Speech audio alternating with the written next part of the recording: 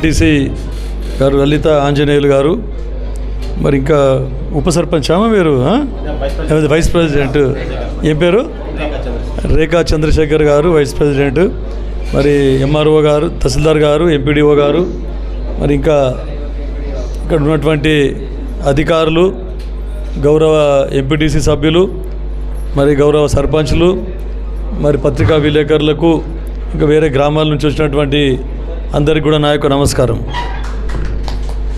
ముఖ్యంగా ఎందుకో ఏమో కానీ ఈ మండలం మీటింగ్ చాలా లేట్ అయింది. 3 సార్లు పోస్ట్పోన్ చేసుకొని మండలం మీటింగ్ పెట్టుకొని అన్నీ ఇంచుమించు అయిపోయినాయి. ఇది ఒకటే లేట్ కావడం జరిగింది. అయినా 3 సార్లు వచ్చిపోయినాం. కంటికి వేరే ప్రోగ్రాంలలో రావడం జరిగింది. కాకపోతే ఇప్పుడు వెనుకబడ్డది అంటే వెనుకబడుతుంది. అందరూ అదే చెప్తారు, కంటి మారుమూల ప్రాంతం, వెనుకబడ్డ ప్రాంతం అని. ఇవి ఐసీడీఎస్ మేడం వాళ్ళు అది కూడా అది వెనుకబడ్డది. వెనుకబడితే మనం దాన్ని మంచిగా చేసుకోవాలి, దాని మీద మన బాధ్యత ఉంటుంది. కాకపోతే అప్పుడు ఏమదంటే వెనుకబడ్డదంటే రిమోట్ ఉండే, రోడ్డు సౌకర్యం లేకుండే, మనకి ఏం లేకుండే. ఈరోజు నారాయణఖేడ్కి వెళ్ళి 15 నిమిషాలు వస్తున్నాం కంటికి. మరి ఇంకా వెనుకబడ్డదంటే ఎట్లా? మనం అధికారులను మనం తీసుకొని పోవాలి. మనము ప్రజాప్రతినిధులం, మన బాధ్యతతోనే మన ధర్మం నెరవేరిస్తే అన్నీ సెట్ రైట్ అవుతాయి. ఇప్పుడు డాక్టర్లు రాలేదని ఒకరు చెప్తారు, కానీ ఒక్కసారైనా పోయి హాస్పిటల్ మీరు పోయి ఎందుకు వస్తలేరు అని మీరు పై అధికారుల దృష్టికి తీసుకొచ్చినరా? అయిపోయి డాక్టర్ రాలేదని ఇప్పుడు చెప్పబడుతుంది. ఇది మీటింగ్ 3 నెలలకు ఒకసారి అవుతుంది.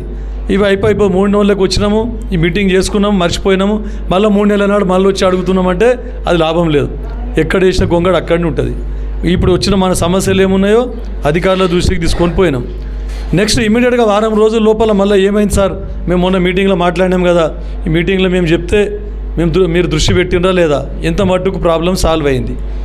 వాళ్ళు చెప్తున్నారు ఇది ఫస్ట్ పల్లె ప్రగతిలో స్తంభాలు బాధ్యతలు ఇప్పటి వరకు వైర్ లేదని చెప్తున్నారు. అంటే అంత ఏ ప్రభుత్వమైనా కానీ, టీఆర్ఎస్ ప్రభుత్వం ఉండి కాంగ్రెస్ ఉండని, ప్రభుత్వం తప్పు ఉండదు. అంత డిలే ఏ ప్రభుత్వం కూడా చేయదు. ఇక్కడ లోకల్ స్థానికంగా ఎవరైతే ఉంటారో ఐదర్ ఎలక్ట్రిసిటీ కాంట్రాక్టర్ అని ఉండొచ్చు, ఎలక్ట్రిసిటీ ఏఈలు అని ఉండొచ్చు, వాళ్ళ బాధ్యత రాహిత్యము ఇంత మట్టుకు దారితీస్తుంది. కాకపోతే ఇప్పుడు కొంతమంది కాంగ్రెస్ వాళ్ళు చేయకూడదు, టీఆర్ఎస్ వాళ్ళు చేయకూడదు అనే సమస్య కాదు. ఒక బాధ్యతాయుతమైన పదవి మీద ఉన్నప్పుడు అందరూ ప్రజలు అంతే, ఏ పార్టీకి సంబంధించిన సరే ప్రతి ఒక్కరి సమస్య అందరూ అంతే. అందరూ ఓట్లేస్తే గెలిచి వచ్చిన వాళ్ళు ఉన్నారు, ఇక్కడ అందరూ ఎంపీటీసీలు, సర్పంచ్లు, వాళ్ళకు కూడా నాకెంత బాధ్యత ఉన్నదో వాళ్ళకి అంత బాధ్యత ఉంటుంది. కాకపోతే మీరు పోయి మీరు ఆ పార్టీకి వాళ్ళ పని చేయకూడదని చెప్తే శుద్ధ తప్పది. అధికారులు కూడా దృష్టిలో పెట్టుకోవాలి, ఎవరు ఉండని ప్రాబ్లం సాల్వ్ చేయాలి. ప్రజల సమస్య ఏమున్నదో మీకు ప్రజాప్రతినిధులు మీ దృష్టికి తీసుకొని వస్తారు. ఎవరన్నా నేనైతే ఇంతకుముందు ఎమ్మెల్యేలు చెప్పినేమో, నేనైతే ఆ పని చేయకు, వాళ్ళ పని చేయకు, వీళ్ళ పని చేయకు అని మాత్రం నేను చెప్పే ప్రసక్తి లేదు. ఎవరికి అవసరం ఉన్నదో వాళ్ళ పని ఖచ్చితంగా మీరు చేయాలని చెప్పేసి నేను చెప్తున్నాను. నేను ఏ పార్టీకి సంబంధించిన అయినా సరే, ముఖ్యంగా ఫస్ట్ ప్రయారిటీ బేసిస్ మీద ఇది అత్యవసరం ఉన్నది, ఇది ముందు చేయాలి. నెక్స్ట్ దాని తర్వాత వేరే పనులు చేయాలి. ఇప్పుడు ఇన్ని విధాలు చూసినాం మనం. వెనుకబడ్డ ప్రాంతం అంటే ఇప్పుడు బ్యాంక్ లింకేజ్లో కూడా ఐకేపీ వాళ్ళు చెప్పినారు, నేను గతంలో వచ్చినప్పుడు కూడా చెప్పిన, మీరు ఏం చేస్తారు, ఐకేపీలో డిఫాల్టర్స్ ఉంటే, సంఘాలలో డిఫాల్ట్ ఉంటే మీరు వాళ్ళకు రెగ్యులర్ చేయండి, పైసలు కట్టియండి. బ్యాంక్ వాళ్ళు ఒక వెళ్ళకపోతే నేను బ్యాంకర్స్తో మాట్లాడతా, లేదంటే జిల్లా అధికారులతో మాట్లాడి బ్యాంకులో మీకు లోన్ ఇచ్చినట్లు. ఇప్పుడు మనకి ఎంత చాలా సగము రాలేదు, మనకు 60% వచ్చింది, ఇంకా 40% లోన్లు రాలేదు. అంటే మనకు నష్టమే కదా. ఉపాధి హామీలో కూడా ఇప్పుడు 3000 జాబ్ కార్డ్స్ ఇన్యాక్టివ్ ఉన్నాయనంటే వాళ్ళకి పైసలు దొరుకుతలేవు. ఉన్న పైసలే ఉపాధి హామీలు ఉన్నాయి, వేరే దాంట్లో అన్ని ఫండ్స్ లేవు అని చెప్పేసి దేంట్లో కూడా పనులు అయితే లేవు. ఉపాధి హామీలో మనం ఎక్కువ జాబ్ కార్డ్స్ అన్నీ యాక్టివ్ ఉండి ఎక్కువ పని చేసుకుంటే మనకి మెటీరియల్ కాంపోనెంట్ కింద మనకు ఎక్కువ అమౌంట్ వస్తుంది. ఎక్కువ అమౌంట్ వస్తే మనము అంగన్వాడీ బిల్డింగ్లు కానీ, గ్రామ పంచాయతీ బిల్డింగ్లు కానీ, సీసీ రోడ్లు కానీ ఏవైనా వేసుకునే ఆస్కారం ఉంటుంది. మనం కూడా ప్రోత్సహించాలి. మనం కూడా ప్రజాప్రతినిధులు మనం కూడా ప్రోత్సహించి ఎక్కడ ప్రాబ్లం ఉన్నది, పేమెంట్ ఎందుకు వస్తలేదని జిల్లా పీడీ దృష్టికి తీసుకొని పోతే, ఇక అమౌంటే లేకపోతే మనం ఏం చేయలేము, అది వేరే విషయం. కానీ మనం కూడా ఊరికే ఆఫీసర్లకు ఎంబడిపడి తలిగితే ఏం చేస్తారు వాళ్ళు, అని ఏమో వీళ్ళది ఏం నెత్తి నొప్పి ఉన్నది వీళ్ళదని వాళ్ళు కూడా జల్దీ పని చేసి జల్దీ అమౌంట్ పడేటట్లు చూస్తారు. ఇక ఎటు కూడా అడగకపోతే కంటి మండలి ప్రజలు చాలా మంచోళ్ళప్ప, పైసలు ఇవ్వకుండా కూడా ఏం కాదు వాళ్ళకి అని చెప్పేసి నిద్రపోతారు వాళ్ళు. అందుగురించే ఎంబడి పడితేనే అధికారులు కూడా మనకు పనిచేస్తారు. కాబట్టి మీకు అందరికి చెప్పేది, ఇక టర్మ్ అయిపోతే కూడా బాధ్యత అయిపోయింది అనుకోకూడదు. ఓ సర్పంచ్ చెప్పబట్టి నాకు ఏడనో మాది అయిపోయింది, ఇక 6 నెలలు ఉన్నది, మాది ఇక అయిపోయింది. కానీ నీళ్ళు తాపమంటే బోర్ ఖరాబ్ అయింది, మంచిగా చెప్పమంటే మాది అయిపోయింది, 6 నెలలు ఉన్నది, మాది అయిపోయింది, పీరియడ్ అయిపోయిందంట. 6 నెలలు ఉంచుకొని పీరియడ్ అయిపోయింది అంటారు అలా. పీరియడ్ అయిపోయినా కూడా కొత్త ఎలక్షన్లు అయ్యి సర్పంచ్లు వచ్చేదాకా కూడా ప్రతిపక్షంలో ఉంటే కూడా పాత్ర పోషించాలి. ప్రతిపక్షంలో ఉంటే కూడా సమస్యలను అధికారుల దృష్టికి తీసుకొని పోవాలి. అయితే ఏదైనా పనులు అయితే లేకుండా మన ఊరు మనం డెవలప్ చేసుకోవాలి. అందరం ఎలక్షన్ల దాకానే పార్టీ ఆడికెళ్ళి అందరం కలిసికట్టుగా మన ఊరు సమస్యలు ఏమున్నాయి, మన ఊరికి ఏం కావాలి, మన ఊరికి ఏం ఫండ్ తెచ్చుకుందాం, మన ఊర్లో ఏం పనులు అయితే డెవలప్ అవుతుంది అని ఆలోచించుకుంటే అందరం ముంగడికి పోతాం. ఇంకా మొత్తం మళ్ళీ 5 ఏళ్ళ దాకా రాజకీయమే చదువుకుంటుంటే ఎవరు ముంగడికి పోమో ఏడేసింది ఆడనే ఉంటుంది. కొట్లాటలు కేసులు అయితే తప్ప ఏం కావు. అందు గురించి మీకు అందరికీ చెప్తా ఉన్నాను నేను. పార్టీ ఎలక్షన్ దాకానే పార్టీ, ఆడికెళ్ళి రాజకీయాలు అవసరం లేదు మనకు. ఏ సమస్య ఉన్నా తీసుకురండి, నాతో కాకపోతే పై అధికారుల దృష్టికి తీసుకొని పోతా. మన మంత్రులు ఉన్నారు, ముఖ్యమంత్రి దాకా కూడా తీసుకొని పోయి పాలసీ మ్యాటర్స్ ఉంటాయి అవన్నీ. ఇక్కడ చిన్న పనులు ఏమన్నా ఇక్కడనే ఏపీఓ ద్వారానే, ఫీల్డ్ అసిస్టెంట్ ద్వారానే, సెక్రటరీల ద్వారానే ఇక్కడనే సాల్వ్ అవుతాయి. కరెంట్ ప్రాబ్లమ్స్ కూడా ఏడి మ్యాక్సిమం డి దాకా పోతాయి, డి దాకా ప్రాబ్లం అవుతుంది. కానీ నేను చెప్పినట్టు ఎన్నో అవకతవకలు నా దృష్టికి వచ్చినాయి. ముఖ్యంగా కరెంట్ డిపార్ట్మెంట్ మీద డీడీలు కట్టిన రైతులేమో 4 నెలలు 5 నెలల నుంచి ట్రాన్స్ఫార్మర్ గురించి తిరుగుతూ ఉన్నారు. వాళ్ళకి శాంక్షన్ అయిన పోల్సు, వైరు, ట్రాన్స్ఫార్మరు పైసలు ఎక్కువ ఓడిస్తే వానికి అమ్ముకుంటున్నారు. అమ్ముకొని వీనికి మళ్ళీ వానికి శాంక్షన్ అయిన దాకా వీనికి ఏమి ఇయ్యరు. మళ్ళీ 4 స్తంభాలు ఉంటే 2 స్తంభాలు ఇచ్చి 2 స్తంభాలు బయట అమ్ముకుంటున్నారు. ఇవన్నీ నా దృష్టికి వచ్చినాయి. నేను ఇంతకుముందు ఇప్పుడు చెప్పిన కదా, నేను గతంలో జాగ ఇచ్చిన వాళ్ళకి సబ్స్టేషన్ గురించి పాపం 10 ఎకరం జాగే డొనేట్ చేసిండ్రు. ఆ పిల్లగానికి కంప్యూటర్ ఆపరేటర్ చేస్తామన్నారు, ఇదివరకు కంప్యూటర్ ఆపరేటర్ చేయలేదు. మరి కనీసం ఆ ఉద్యోగానికి రోజుకోడు ఆయన. ఎప్పుడన్నా రేపటికి పర్మనెంట్ అయితే ఉండొచ్చు, కాకుండొచ్చు. ప్రభుత్వాలు ఏదైనా ఉండి చేస్తే పర్మనెంట్ అయితే ఆయన ఒక జీవితం అయిపోతుంది. 10 ఎకరం జాగిచ్చినాక కూడా ఆయనకు ఉద్యోగం ఇవ్వకపోతే మరి ఇంకెందుకు మన ప్రభుత్వం అని చెప్పేసి. కాబట్టి అటువంటి అవకతవకలు జరగకూడదు. ఫస్ట్ ప్రయారిటీ, ఒక సబ్స్టేషన్లో 3 పోస్టులు ఉంటాయి, 3 ఆపరేటర్ల పోస్టులు ఉంటాయి. కనీసం ఒక్కటి ఆయనకి ఇచ్చి ఇంకా 2 ఎవరికైనా ఇచ్చుకొని మనకు సంబంధం లేదు. అటువంటి వాళ్ళకి ఇప్పుడు ఏది వడగామలో కూడా చెప్పిర్రు, ఆయన ప్లేస్ ఇచ్చిండ్రు, ఆయనకు పెట్టుకోవాలి. ఇంతకుముందు కూడా ఇంకెవరెవరో జాగా వాళ్ళకి డిస్టర్బ్ అయిందని చెప్పేసి మన అధ్యక్షులు చెప్పిర్రు, వాళ్ళకు కూడా పెట్టుకోవాలి. అటువంటి వాళ్ళకి ప్రయారిటీ ఇవ్వాలి. ఇన్ని పోస్టులు ఉన్నాయి, అటువంటి వాళ్ళకి ఇచ్చినాక ఒక పోస్ట్ వేరే వాళ్ళకి తక్కువ పడుతుంది, అటువంటి వాళ్ళకి ప్రయారిటీ ఇవ్వాలి. తర్వాత ఇంకోటి, ఇంతకుముందు కూడా ఇది మిషన్ భగీరథ వాళ్ళకు నేను 4 సంవత్సరాల నుంచి పైప్ లైన్ ట్రాక్టర్ పోయి పలిగిపోతే మరి ఏం సూపర్వైజ్ చేస్తున్నట్లు అని చెప్పేసి అడుగుతా ఉన్నాను నేను. ఎవరు చెప్పవలసిన బాధ్యతలు చెప్తే ప్రజాప్రతినిధులు మీ దృష్టికి తీసుకొస్తారేమో. అనుకుందాం, కొంతమంది తెలియదు, అన్ఎడ్యుకేటెడ్ ఉంటారు ప్రజాప్రతినిధులు కూడా. కానీ అది మీ సమస్య ఉన్నది ఏమన్నది, రోజు రొటీన్గా మీరు గ్రిడ్ లైన్ చెక్ చేసేటప్పుడు నీళ్ళు కరెక్ట్ వస్తున్నాయా లేదా, ఎక్కడ ఉన్నది, ఏ ప్రాబ్లం ఉన్నది అని చెప్పేసి అది చూసుకుంటే ఇప్పటివరకు మీరు కరెక్ట్ చేస్తుంటుంది. మరి మీ దృష్టికి మొత్తం సభలో డిస్కషన్ అయిన దాకా, మండల్ మీటింగ్లో డిస్కషన్ అయిన దాకా మీరు ఉన్నారంటే అది మీ నెగ్లిజెన్సీ అని చెప్పేసి వాళ్ళ డిపార్ట్మెంట్కి చెప్తా ఉన్నా. చూద్దాం, 2-3 రోజుల లోపల కంప్లీట్ చేస్తామన్నారు. ఇది ఒకటే కాకుండా మీరు గ్రామాలలో కూడా ఏదైనా సమస్య ఉంటే మీ దృష్టికి తీసుకొని రండి, వాళ్ళ దృష్టికి. ముఖ్యంగా ఎండాకాలం వస్తున్నది, ఎండాకాలంలో తాగే నీళ్ళు ముందే కంకి మండలం అంటే మొత్తం కరువు ప్రాంతం అంటారు. ఇంకా కంకి మండలంలో తాగే నీళ్ళు కూడా దొరకదు. హరీష్ రావు మంత్రివర్యులు వచ్చినప్పుడల్లా అప్పుడు గతంలో చెప్తుండ్రి, ఎప్పటికీ చిమ్నిబాయి ఇది చెప్తుండ్రి, బోర్గి తాండా మంచం మీద స్నానం చేసి కింద నీళ్ళు పట్టుకుంటారు.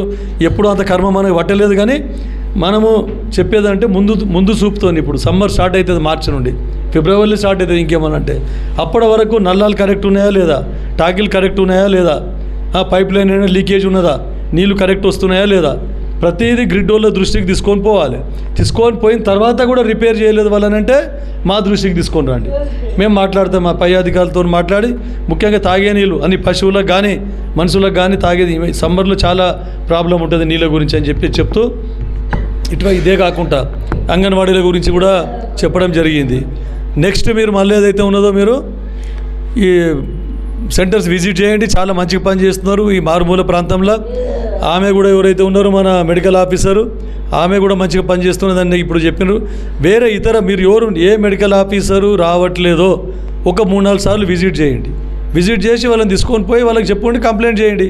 ఆమెకు కంప్లైంట్ ఇవ్వండి ఫస్ట్, తర్వాత వేరే వాళ్ళకు పై అధికారులకు కంప్లైంట్ ఇవ్వండి. ఒక ఫోన్ కొడితే చాలు డిఎంహెచ్ఓకు, ఆమెనే రెస్పాండ్ అవుతుంది. కాకపోతే నాకు చెప్పుండి, 3 సార్లు చెప్పినాం అయినా కూడా ఆమె రెస్పాండ్ అయితే లేదని చెప్పేసి. మనం కరెక్ట్గా బాధ్యతాయుతంగా మన పని చేసేది మనం చేయాలి, అప్పుడు వాళ్ళు కరెక్ట్ పని చేస్తారు. కాబట్టి మీకు చెప్పేది ఏంటంటే ఇంకోటి ఇప్పుడు రైతులకు నా పట్ల కూడా చెప్పినాం, అగ్రికల్చర్ డిపార్ట్మెంట్ వాళ్ళు కూడా ఎన్నో స్కీమ్స్ ఉన్నాయి, సబ్సిడీ స్కీమ్స్, అవన్నీ రైతుల దృష్టికి తీసుకొని పోతేనే అవగాహన ఉంటుంది. ఎప్పటికప్పుడు పోయి అయిపోయి మీటింగ్ చెప్పేస్తే పోతే వాళ్ళకి పట్టించుకోకపోతే అంటే లాభం లేదు. మీరు కూడా అగ్రికల్చర్ ఆఫీసర్ దగ్గరికి పోయి రోజు సార్ ఏం స్కీమ్స్ ఉన్నాయి, ఏమున్నాయి తెలుసుకోవాలి. లేదు సంగారెడ్డి పోవాలి, ఆడ జిల్లా అధికారులతో మాట్లాడాలి, ఏం స్కీమ్స్ ఉన్నాయి చెప్పుకోవాలి, బ్యాంకర్స్తో మాట్లాడితే మనకు తెలుస్తాయి. కనీసం మనం ఒక 50 అప్లికేషన్లు పెట్టుకుంటే 10-20 మందికైనా శాంక్షన్ అవుతాయి. శాంక్షన్ కాకుండా ఎట్లా శాంక్షన్ చేసుకోవాలని చెప్పేసి మనము దాని గురించి ప్రయత్నం చేస్తే కనీసం ఒక 10-20 అయినా మనకు 50 పెట్టుకుంటే 10-20 అయినా శాంక్షన్ అవుతాయి. 10-20 కుటుంబాలు మంచిగా అయితే మంచిగా అయినట్లే కదా. కాబట్టి అట్లా అంగన్వాడీ సెంటర్స్ గురించి కూడా చెప్పింది. ఇప్పుడు ఎక్కడెక్కడ బిల్డింగ్లు లేవో ప్రపోజల్ పెట్టండి. కూలిపోయే స్టేజ్లో ఉన్న బిల్డింగ్ల గురించి కూడా మీరు ప్రపోజల్ పెట్టండి. ఫండ్స్ ఉంటే ఏ డిపార్ట్మెంట్లో ఫండ్స్ ఉంటే ఆ డిపార్ట్మెంట్ ద్వారా మనం బిల్డింగ్స్ ఏర్పరచుకునే విధంగా మనం చూద్దాం. ఇక తర్వాత అది ఇంటర్మీడియటా 10th ఆయాలను అపాయింట్ చేస్తారా లేక ఉన్నోళ్ళకే టీచర్లు కన్సిడర్ చేస్తారా, అది ప్రభుత్వము పాలసీ మ్యాటరు. ఎక్కడెక్కడ వేకెన్సీలు ఉన్నాయో అవి చూపించిండ్రు ఆల్రెడీ, ప్రభుత్వం దృష్టికి వచ్చింది. తర్వాత మళ్ళా మొన్ననే సీతక్క గారు అక్కడ రివ్యూ పెట్టడం జరిగింది మన మంత్రివర్యులు. దాని మీద కూడా కొత్త సెంటర్స్ అప్గ్రేడ్ చేసేసి మినీ సెంటర్స్ని ఎక్కడెక్కడ బిల్డింగ్స్ ఉన్నాయో అక్కడక్కడ అన్ని శాంక్షన్ చేయాలని చెప్పేసి డిసైడ్ చేయడం జరిగింది. ఎందుకంటే ఆమెనే శిశు సంక్షేమ మంత్రిగా ఉన్నది, పంచాయతీ రాజ్ మంత్రి కూడా ఆమెనే ఉన్నది. కాబట్టి బిల్డింగ్స్ గురించి కూడా డిస్కషన్ వచ్చింది. ఆ బిల్డింగ్స్ అంగన్వాడీ బిల్డింగ్స్ గురించి కూడా త్వరలో పంచాయతీ రాజా NREGS ఎక్కడ ఫండ్స్ ఉంటే అక్కడ విడతల వారీగా అన్నీ ఒక్కసారి కాకుంటే కూడా కొన్ని ఒక్కొక్కసారి 10 ఏళ్ల నుంచి చేస్తే ఒక్కటి కూడా మిగిలకుండే 10 సంవత్సరాల నుంచి ప్రతి సంవత్సరము 4 అంగన్వాడీ బిల్డింగ్ చేస్తే కూడా అంగన్వాడీ బిల్డింగ్లు లేని అంగన్వాడీలు ఒక్కటి కూడా ఉండకుండే. కానీ ప్రభుత్వంకు చిత్తశుద్ధి ఉండాలి. అన్ని పైసలు తీసుకొని పోయి ఒకటే దగ్గర పెట్టేస్తే లాభం. అన్ని డిపార్ట్మెంట్ వాళ్ళకు అన్ని డైవర్ట్ చేసి ఒకటే ప్రాజెక్టుల గురించి పెడితే లాభం లేదు. ఇప్పుడు పంచాయతీరాజ్ రోడ్లు లేవు, ఒక మొరం చేసి ఎంతోమంది సభ్యుల దృష్టికి తీసుకొని వచ్చిండ్రు. పంచాయతీరాజ్ ఆయన చెప్తే ఆయన ఏమంటాడు, మొత్తం 4 మండలాలు నాకే ఉన్నాయి సార్ అని ఆయన చెప్తాడు. చెప్పినా సరే బాధ్యత. ఇప్పుడు అడిగే సమస్యలు ఉన్నాయి, సమస్యలు ప్రభుత్వం దృష్టికి తీసుకొని పోతే అన్ని రోడ్ల గురించి కూడా పెట్టినాం. అన్ని రోడ్ల గురించి కూడా ఆల్రెడీ ప్రపోజల్స్ తయారు చేసి ప్రతి Panchayati Raj road R&B road BT renewal చేయాలని చెప్పేసి పెట్టడం జరిగింది. తాండాలకు కూడా రోడ్స్ తాండాలలో కొన్ని శాంక్షన్ అయినవి ఆల్రెడీ, దానికి కూడా కంప్లీట్ చేయాలని గుత్తేదారుల మీద ఒత్తిడి తీసుకొని రావడం జరిగింది. పనులు తొందరగా కంప్లీట్ చేయమని చెప్పేసి పైసలు వస్తాయి. పైసలు ఒక 2-3 ఏళ్ళు లేట్ అయినా కానీ ఖచ్చితంగా పైసలు జమ చేసి పైసలు ఇప్పించే బాధ్యత మాదే అని చెప్పిన కొత్త పనులు ఉంటే ముట్టుకోకండి.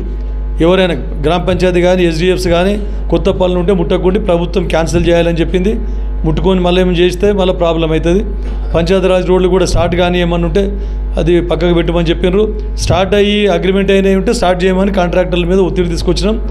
ఎంత తొందరగా స్టార్ట్ చేస్తే పనులు రోడ్లు అవన్నీ మంచిగా అవుతాయని చెప్తా ఉన్నాం.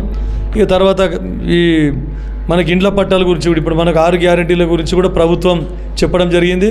దానికి ఇండ్లు కూడా స్టార్ట్ చేసి ముఖ్యంగా చాలా ఎక్కడ పోయినా రేషన్ కార్డులు ఇండ్లు అడిగినారు. రేషన్ కార్డుల గురించి ప్రభుత్వం తొందరగానే డిసిషన్ తీసుకుంటుంది. ఇండ్ల గురించి కూడా 5 లక్షల రూపాయలు జాగా ఉన్న వాళ్ళకి ఫస్ట్, తర్వాత జాగా లేకుంటే కూడా ప్రభుత్వ స్థలాలు గుర్తించి ఎక్కడ ఎవరైనా ఉంటే కూడా కబ్జాలు ఉంటే కూడా మీరు కూడా దాన్ని కోఆపరేట్ చేయాలి. వాడు ఇంట్లో లేడు, వాడు కాల్ చేస్తా లేడు అని అంటే లాభం లేదు. ఊర్లో మనం సర్పంచ్ ఉండని, ఎంపీటీసీ ఉండని, అక్కడ లోకల్లో ఏదైనా ప్రభుత్వ భూమి స్థలం ఆక్రమించుకుంటే వద్దురా బాబు అది బీదోళ్ళకి ఇచ్చేది ఉన్నది, గవర్నమెంట్ ల్యాండ్ ఉన్నది, కావాలంటే నీకు కూడా ఒక ప్లాట్ ఇస్తామట్లా నువ్వు కాల్ చేయమని చెప్పాలి. వినకపోతే పోలీసులు సపోర్ట్ తీసుకోవాలి, కాల్ చేపియాలి. కాబట్టి అదే నేను ఎప్పటికీ ఆర్డీఓ దృష్టికి కూడా అందరి దృష్టికి తీసుకుపోయినా, కలెక్టర్ గారి కొత్తగా వచ్చిన కలెక్టర్ గారి దృష్టికి కూడా ప్రభుత్వ స్థలాలు గుర్తించండి. ప్రభుత్వ స్థలాలు ఎక్కడెక్కడ ఆక్రమణకు గురైనాయో అవన్నీ వాపస్ తీసుకునే విధంగా ప్రయత్నం చేయండి అని చెప్పిన నేను ఖచ్చితంగా ఇచ్చే ఎందుకంటే ఒక 2 ఎకరాలు ఎవడన్నా కబ్జా పెట్టుకుంటే మనం ఇంచుమించు 40 మందికి 50 మందికి అట్లా ఇళ్ళ పట్టాలు ఇవ్వచ్చు. వాడు ఒక్కడే 2 ఎకరాలు కబ్జాలో ఉండే బదులు 40-50 మందికి లాభం అవుతుంది. మరి అదే ఆలోచించాలి మనం. కాబట్టి వాళ్ళ ప్రభుత్వ స్థలాలు కాపాడే బాధ్యత అధికారుల మీదనే కాదు, ప్రజల మీద ఉన్నది, ప్రజాప్రతినిధుల మీద ఉందని చెప్తూ ఇంకా ఏమైనా సమస్యలు ఉంటే కూడా నా దృష్టికి తీసుకురండి. నేను ఇంతకుముందు కూడా చెప్పిన మీటింగ్లలో ఎప్పటికి కూడా చెప్తా, నాకు ఎమ్మెల్యే అని ఏం ఫీలింగ్ లేదు. నాకు మా నాయన 4 సార్లు ఎమ్మెల్యే చేసిండు, నాకు ప్రజలు గెలిపించిన ఎమ్మెల్యేనా, నేను ఎమ్మెల్యే అని అనుకోను.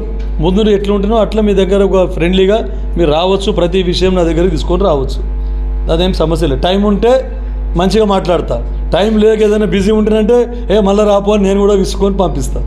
అది కూడా చెప్తాను. కాబట్టి ఒకసారి విసుక్కుంటే మళ్ళీ ఒకసారి రెండోసారి రండి. ఏం సార్ ఇట్లా మాట్లాడే, ఏదైనా అర్జెంట్ పని ఉంటే ఖచ్చితంగా నేను వేరే పనికి ఏ ప్రయారిటీ ఇవ్వాలనో దానికి ప్రయారిటీ ఇచ్చిపోతాను. ఇప్పుడు మండల సభకు లేట్ అవుతున్నదంటే ఇంకో 5-10 మంది వచ్చి నాకు ఇంకా సన్మానం చేస్తామంటున్నారు. అంటే వద్దు అని చెప్పి సన్మానం చేద్దంటే వాళ్ళు నారాజు అవుతారు మళ్ళీ.